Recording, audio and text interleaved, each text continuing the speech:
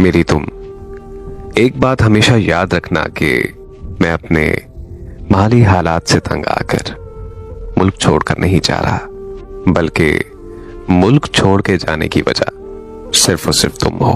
मेरा ये हरगिज मतलब नहीं है कि मैं तुम्हें बेवफा का इल्जाम दे रहा हूं, लेकिन ये बात भी सच है कि तुमने मुझसे कभी वफा की ही नहीं।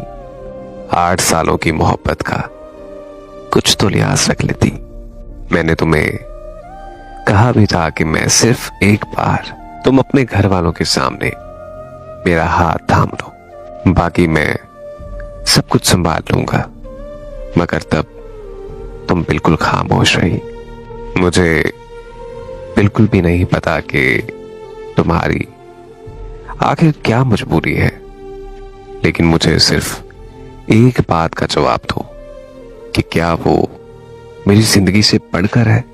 तुम्हारी सिर्फ एक खामोशी की वजह से ना सिर्फ मेरी जिंदगी बर्बाद हो गई, बल्कि तुम खुदा और मोहब्बत की भी बहुत बड़ी गुनहगार बन चुकी हो।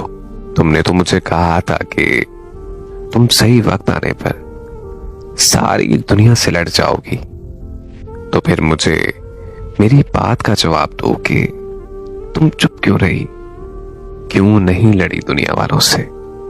तुमने कहा था कि तुम शादी सिर्फ और सिर्फ मुझसे करोगी, तो फिर मुझे अब इस बात का जवाब दो कि तुम किसी और की दुल्हन क्यों बनने जा रही हो?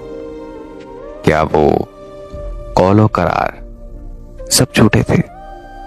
इन सब सोचों की वजह से मेरा दिमाग फटे जा रहा है।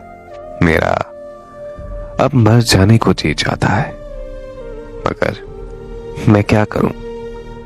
मर्जी की मौत भी तो हराम है। मैं ये कैसे बर्दाश्त कर लूं कि तुम किसी और से शादी करने जा रही हो? इसीलिए मैं हमेशा के लिए ये मुल्क छोड़कर जा रहा हूं।